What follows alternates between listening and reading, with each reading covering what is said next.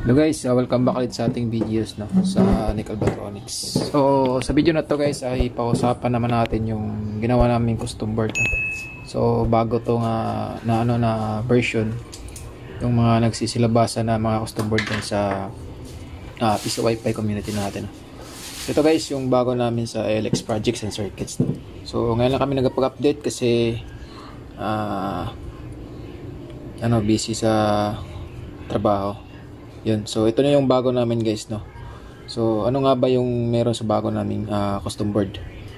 So dito is meron siyang power on delay, which is yung pinaka-latest na mga custom board ngayon na merong delay on. Yan. So ito guys, meron tong delay on, no. Yan. Ito yung bago niya dito. So meron din siyang bypass on. Yan. Yung delay time nito guys na bago siya mag-on is 24 seconds. Yan. So meron din siyang nabago dito sa aming CB na dati. Yung dati kasi namin na custom board is ito siya. Yan. So wala tong power on delay. Then wala din tong night lead, wala din tong bell acceptor. So ngayon itong bago. Yan. So same lang naman guys, same lang siya ng size. Yan. So marami lang siyang nabago dito. Yun.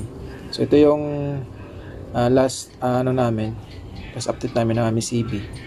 Tsaka ito naman yung new. Yan, meron tayong available dito guys, no? So gusto mag-order is PM lang kayo. Yan, so balik tayo dito. So dito sa terminal block is meron tayong coin slot input. Yan. RGB lead frame. So as is pa rin yan. Tsaka yung nadagdag dito is bell acceptor input. Yan. So, meron siyang credit, inhibit, ground at tsaka 12 volts. Then, meron din siyang 12 volts in out. Yan. Tsaka, ito, meron ding bago dito guys. Yung night lead. Yan, output ng night lead. Tsaka, as is pa rin yung GPIO selector. Yan. At sa, sa fan naman niya guys, is pwede tayong gumamit ng 12 volts o kaya 5 volts. So, naka-default sa board namin is 5 volts. So, meron naman ditong slot. Yan, 12 volts fan kaya 5 volts fan. So yung gamit natin is 30 by 30 by 7 mm. So yung manipis lang yan guys, no. Tsaka hindi siya maingay. Ito yung likod niya guys. Yan, so dito pa rin nakasulat yung ating mga pin configuration ng ating software. So compatible siya sa Wi-Fi na Adobe iSoft, Wi-Fi 5, LPB, Easy Wi-Fi, iWi-Fi, Wi-Fi ng bayan, tsaka easy Wi-Fi base. Yan. Meron ding one click guys. So compatible tong ating board na to. Yan. So ulitin ko is meron na tong on delay. Yan. So pwede tayo mag-bypass. Check natin mamaya at magte-testing tayo. Yun. Ano pa? Yung sa coin slot naman guys is power cut na din to. Pero meron tayong option na pwede tayong gumamit ng seat pin. Yan. Yung iba kasi is gusto nila merong option na seat pin. So nilagyan natin to. So yung gagawin mo, mamimili ka lang kung ano yung gagamitin mo. Power cut ba or kaya using seat pin is meron naman dito eh. Itong switch na to, yan, toggle switch na yan. Coin slot mode po yan. So pag tinaas mo, so yung mode ng coin slot mo is power cut. Pag dito naman is using seat pin, lalagyan mo siya ng seat pin dito. Pero pag nag power cut kayo, take note lang, pag nag power cut kayo, tinaas nyo itong switch na to, dyan, is wag nyong lagyan ng seat pin kasi masisira yung ano nyo. Magko-conflict yung coin slot nyo. Yan, dapat pag naka-power cut is wala na siyang seat pin. Yan. Pag seat pin naman, lalagyan natin siya dito ng wire papunta dun sa seat pin ng ating coin slot. So yan guys, testing natin. So kakabit natin dito sa ating Orange Pi PC. Yan. So pwede ito sa Orange Pi PC, Orange Pi 1, tsaka sa RPI. Tsaka OPI 5 is pwede na din. Yan. So pagkakabit nito guys is ganyan lang. So meron naman slot dito. Ito is para sa OPI PC na slot o kaya RPI. Ito naman is para sa OPI 1 lang. Yan. So pag kabit nito is ganyan lang. Yan. So yan. So testingin natin. So meron ako ditong router, no, na nakabilan. Yan. Nakabilan mode na to yung aking new wifi. So naka-ready na din to guys. Yung gagamitin ko is Ado software na. Yan. So napalay kakabit muna natin yung mga RGB LED frame at saka coin slot na. Alright, so ito yung ating coin slot. Tsaka meron na tong LED frame guys na. Yan. So yung wire ng LED frame natin is ito. Color blue, red at saka black.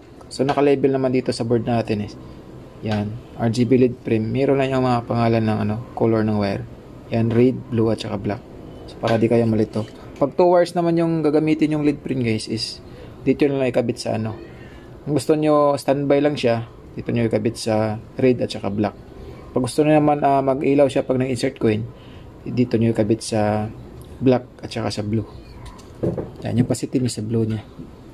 So kakabit natin to, unahin natin yung ating LED frame. So madali lang to. Naka-terminal black lang naman siya. So itong red na wire, so tatanggalin muna natin.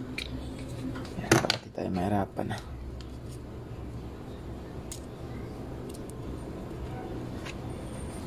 So yun, nakabit ko na, kinat ko lang yung video para hindi masyadong mahaba. Yan, so dyan siya nakapwesto. Tapos yung coin slot naman is kakabitin natin dito. Yan, coin slot input. Cut muna natin. Yun, so ito guys, goods na to. So balik pala tayo dito sa guys, sa GPIO selector natin. Yan. So naka-default sa ating board, ang pag nakabili kayo nito, yung naka-on nito is 3 and 5 yan. So 1 and 2. So yan, default yan, pin 5 at saka pin 3. Yan. Yun kasi yung mga default na pin configuration ng mga software natin, is Pisofy, Ado, LPB. Yan, sa naman, sa Pisofy is pag nag-reflash kayo is automatic naman siya 3 at saka 2. Kabalit yun is 5 and 3. Pag nasira naman yung pin nyo guys, pwede nyo palitan. So yung pagpalit nyo dito is i-off nyo lang to, yung dalawang to, o either isa nasira dyan, kunwari itong pin 5, so pwede nyo na siyang palitan ng pin 11. Yan. Yan. Pag nasira naman yung pin 3 nyo, is pwede nyo siyang palitan ng pin 15. Yan. So by default, yung naka-on dito is pin 3 at saka pin 5. Yan. So okay na to guys. So salpak na natin sa ating Orange Pi PC. Yan. So yung gamit ko is Ado. Ito yung slot niya para sa RPI at saka OPI PC. Yan. So bali ganyan po yung position ng ating custom board. Pag OPI 1 naman, salpak dito, meron naman siyang slot. Yan. So goods na yan. So lalagay na natin yung kanyang supply. Yan, yung kanyang power supply. So ito yung gamit ko guys, nakabilan yan. Yan, yung bilan na configuration nito is bilan 22 sa Ado. Yan. So kapit lang natin yung kanyang LAN port.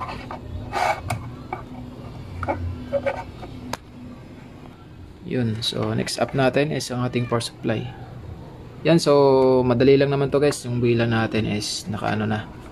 So pag na tayo, Wi-Fi builder na talaga tayo, is maintindihan na natin yan. So lagyan natin ng power supply. Yun, so mag-on na yung ating LED frame, pero yung ating Orange Pi 1 is hindi pa kasi meron siyang on delay. So hintayin lang natin, mga 24 seconds lang yan.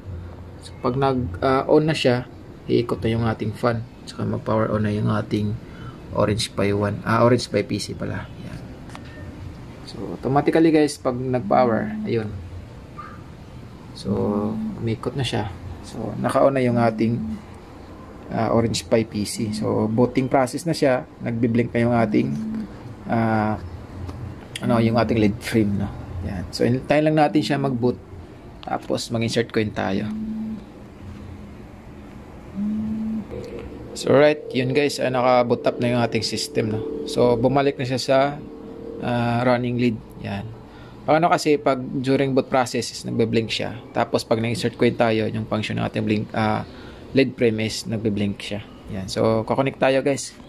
Wala tayo na isang cellphone dito. Ayun, so kukonek lang ako. Meron akong isang cellphone dito. So hanapin lang natin yung ating VLAN 22 router na VLAN mode. So ito siya. So teka lang. Yan, so connect tayo dito sa VLAN 22 office wifi. So ado yung system natin.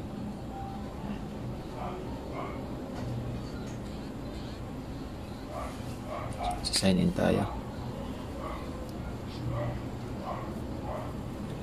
Ayan, so yung machine ko guys is naka-configure yan siya kasi mayroon din siyang sa window.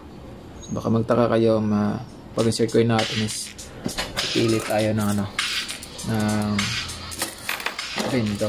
Ayan. So insert coin. So buy wifi time. Ayan. So hulog na tayo, 5 pesos. Ayan, 5. Tsaka meron din tayong 10 pesos. Ayan.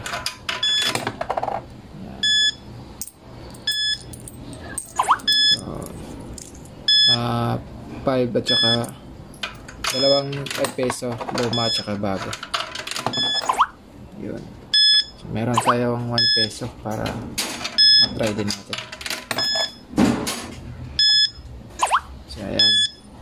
So, yun yung ating bagong custom board, no? So, connected na tayo. So, papakita ko lang yung niya guys, no? Yung pin configuration para baka may magtanong din dito na ano yung pin configuration na gamit ng Ado. So, sa Ado kasi is ano lang, naka-default naman yun eh. Pero, check pa rin natin para makita nyo.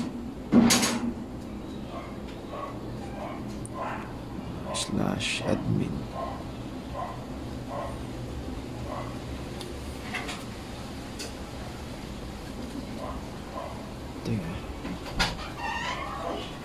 Ito.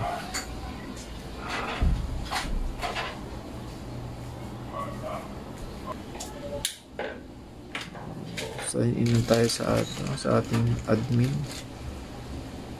Admin na naman yung password dito. Ayun. So, dito tayo sa settings na. Saan na ba yan?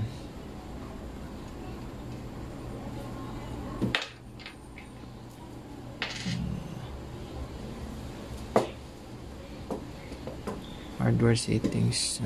PC yung gamit natin. So, punta lang tayo sa payments and portals na para makita natin yung yan. Yung ating GPIO pin. White wire is naka-pin 3. By default na yan guys. So yan sa bill acceptor is huwag nyo na baguhin. Pero meron tayong bill acceptor dito. Yan. Kung gusto nyong gamitin yan, yung pin ng bill acceptor is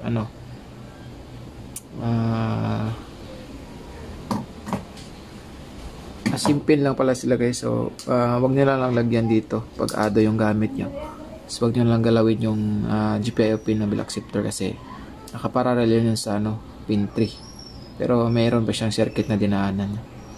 Dito naman sa relay settings natin, yan, coin acceptor, relay, pin 5 po siya, naka-default, tsaka active high. Yan. So dito wala kayong gagawin sa bill acceptor relay. So wala na kayong babaguhin pag Ado yung gamit nyo. So pag nag-reflash kayo, automatic na yun. Naka-default pin na yun siya. Pag gumamit naman kayo ng bill acceptor, so wala din kayo babagawin doon. So gagana na po yung ating custom board. Yun. So ayan lang guys, no. Yun yung ating Ado.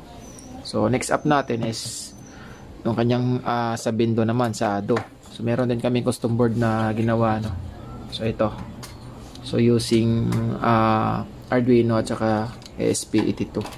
So LAN-based po to guys, no. So pwede din siyang wireless sa Ado, pwede siyang LAN-based sa Ado. Ayan. So abang-abang na lang sa next video natin. Ito naman yung ating i-upload. So yan yung ating piso wifi custom board, no, with power on delay. Yan. So sa gusto mag-order is comment down below lang para maka-reserve kayo. Yan. So yun lang muna guys. Maraming salamat. This is Nick from Nick Albatronics, no. So yung page po namin is nice size. Ito, LX Projects and Circuits. Sa amin dito guys. Ako yung may-ari nito. Yan. So So, see you on the next vlog.